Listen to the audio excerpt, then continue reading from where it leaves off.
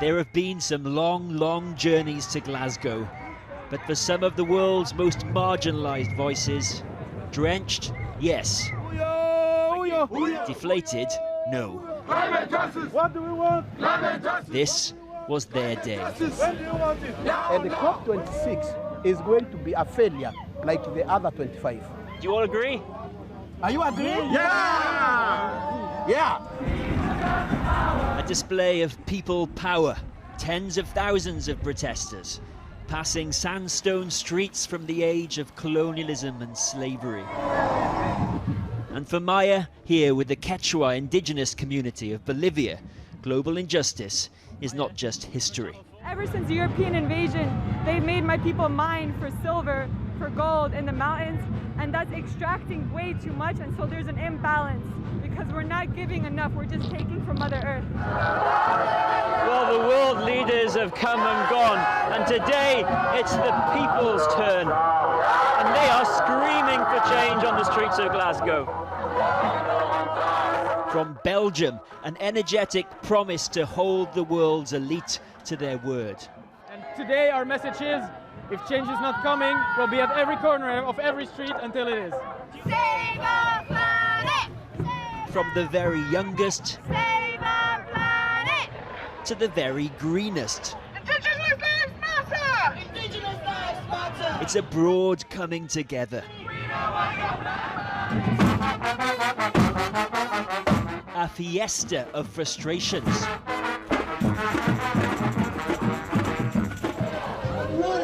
But with a flurry of big announcements at COP26 this week,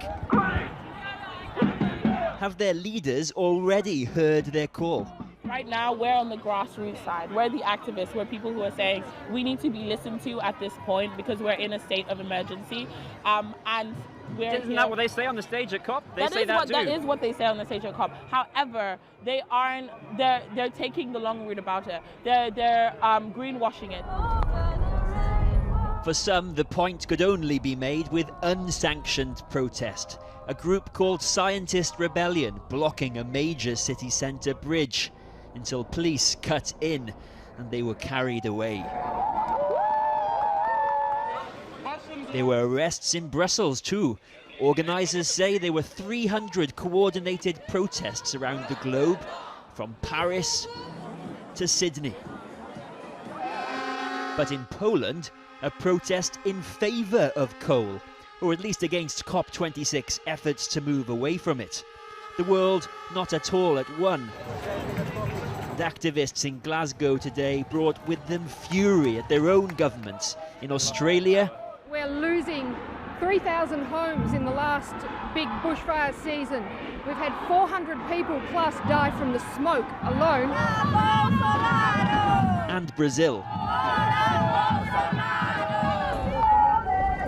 This is a movement with its own momentum that may already be forcing change, but on they march, determined the world's leaders will follow. So just who is having the biggest impact on the effort to tackle climate change? The activists taking to the streets, or those actually lobbying and negotiating inside the COP26 conference? Well, I'm joined now by Col McHale, a climate activist who's campaigned against the proposed Cambo oil field in the North Sea and heckled COP26 President Alok Sharma during a speech last week. And Justin Adams, Executive Director of the Tropical Rainforest Alliance, which works in rainforest countries in Latin America, Africa and Southeast Asia to reduce deforestation. Welcome, gentlemen. We have here an outsider and an insider. Col, why did you feel the need to heckle? Because this is COP26, there have been 25 COPs before this and we've seen nowhere close to meaningful climate action. Our world leaders are incapable of delivering the radical change that we require. That's demonstrated every day during COP. And I mean, UK's president, we're still approving oil fields off the coast of Shetland. We're not going to see meaningful climate action from inside COP26. OK, well, let me put that to you, Justin Adams. We're not going to see any meaningful action, is that true? I think we need both. I don't think it's a question of either or. I mean, I totally understand the frustration of youth. I think probably nothing has done more to galvanise the climate movement in the last few years than the youth protests that really grew up in 2018 and have escalated since then. We desperately need that. We need protests on the streets. So I I love what Col and many others are doing because those voices have to be heard.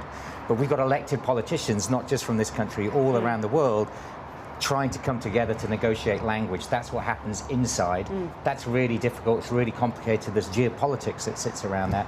The other thing, though, is there's lots of people focused on solutions. I'll come back and tell you that's what gives me some hope. It sounds a bit patronising, saying, oh, it's all very complicated. You young people carry on marching on the streets. We're dealing with the big and important stuff. That's not fair, is it? That's not what I meant to infer. Many people in there were on the streets when they were young. Many people are still on the streets today, actually out there demanding more action. Okay, I tell you what gives me hope from what's inside this week. I'm not a negotiator. The negotiations are going on. We hope they get to good text.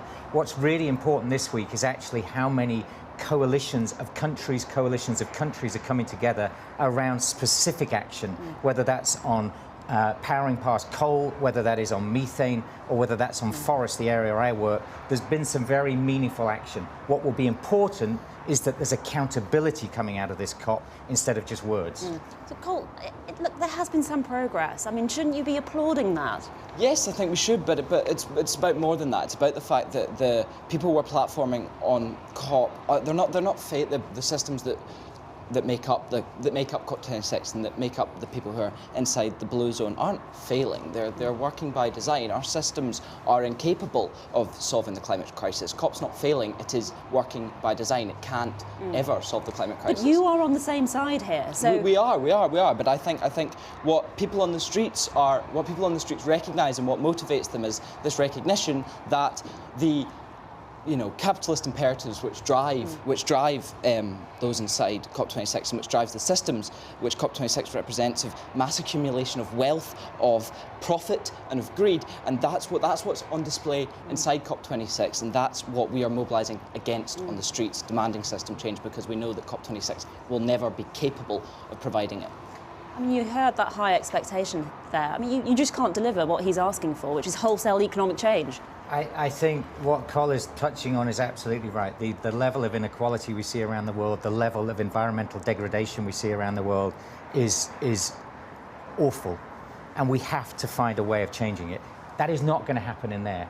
Okay? It's going to happen by electing politicians that actually are going to drive real change. And so we have to look at the economic system. I think it's absolutely right. Capitalism is currently not fit for purpose for the challenges we face in the 21st century. How are we going to reform that? That's not going to happen at COP. That's not what COP is designed to do. So I think the real conversation, and where I would love to see, is how do we actually bring together the youth, the people who are working flat out trying to find solutions? How do we come together and actually think about how we could redesign this in a different way and find the politicians that can deliver that? Let's put that to Col. I mean, how can you come together? I think that's really important, because I think that climate justice means social justice, that we have to mobilise broad coalitions. If you look at the coalition that we mobilised with Fridays for Future on Friday and what was mobilised today, we had striking cleansing workers, we had unions. We are mobilising broad coalitions. We're working with Indigenous activists, the people from the most affected people in areas. So by working together with the groups who are both most affected by climate change and who are most affected by inequality, that's how we do it. But isn't there a danger that no matter what they do inside, it will never be good enough for you? Well, I think if they produce a radical Green New Deal inside, which has wealth redistribution, then it will be good enough. Then you'll stop heckling. Then I'll stop heckling. If Alok Sharma comes out of COP26 and departs from capitalism and has a proper redistributive agenda that recognises the historical role we play with emissions, I will stop heckling him. But I somehow doubt that's going to happen. Justin Adams, do you think it's a communication failure, or do you think there's a substantive failure? Because people don't seem to have an idea of how these negotiations work, what's actually going on inside. I think there's a communication failure, and I think we've also got to be really clear about what can come out of COP, because I think we can get real success out of COP. Is it enough? No. The best opportunity I think that we will see with the countries and the NDCs, the national commitments that individual countries are making, we might be able to see a trajectory to sort of 1.9 degrees coming out of next week that gives us some hope. That's not enough. So how are we going to do that differently? I don't know. But let's not call the whole of COP a failure if we get substantial new money and substantial new commitments. Very quickly, has anything meaningful come out this week? Let me just talk on the forest agenda. We have never had a COP where the forest and land use segment, including indigenous people, including small farmers who are so impacted by climate change, we have never had a COP like it. I am leaving with some real hope about an agenda I've worked on passionately for the last 20 years, and I think there is a real difference this week. So yes, there's some things to succeed with, but we've also got to think about deeper change going forward. Does that give you some hope? Yes or no? It does, but what really gives me hope is 120,000 people on the streets today demanding system change. That's real. Thank you very much, both of you. Thank you both. Well, as protesters took to the streets inside the COP26 conference, the focus today was on the role of nature, land use and agriculture, and what role those can play in tackling climate change. The actor Idris Elba and his wife Sabrina, who are both goodwill ambassadors for the United Nations International Fund for Agricultural Development, joined a panel promoting small-scale agriculture and nature-based sustainable food systems. I caught up with them both straight afterwards. Sabrina, can I just quickly, there are thousands of people marching outside. Why is it so important for you to be here inside? I think what they're doing outside is just as important, maybe not more. They really are the voices who are amplifying this, and the generation that are going to suffer the most, they recognise that. They're doing the good work. We had an opportunity, as you saw, to be with Vanessa, who we're really proud that she sat with us, because it's important for us to be able to bring those voices inside. And why is this issue of food insecurity so important to you? I have to run in. Okay, I understand. Idris, can I quickly ask you, there are thousands of people marching outside. Why do you think it's so important to be inside? Do you think you can make a difference? I wouldn't be here if I couldn't make a difference, and I think because I have a voice that I can use to amplify it, then I'm going to use it. What do you say to people who say this is just greenwashing and a load of talk? I don't say anything. Well, 45 governments, including the UK, have pledged urgent action and investment to protect nature and shift to more sustainable ways of farming. Earlier I spoke to the Environment Secretary, George Eustace. I began by asking him what specifically governments have agreed to at COP to protect nature. Well, the key thing today is we've got 28 countries that have signed up to a pledge that we have under what we're calling the FACT dialogue, and that's basically about sustainable forestry and agriculture and trade.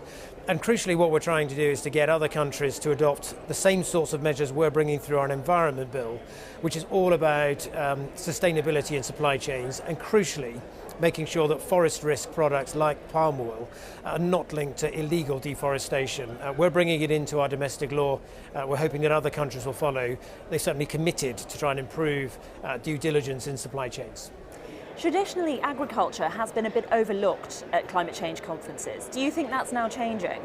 I think it's changing because increasingly I think what people realise is that our food system is actually a driver of some of the degradation of nature that we see, deforestation in particular, things like soil erosion, and that actually a lot of the other issues we have around biodiversity loss are linked to an unsustainable food system. So there is growing interest in this. Now, it won't have escaped your attention that Greta Thunberg and many young activists have denounced this conference as a PR exercise. What is your response to those activists?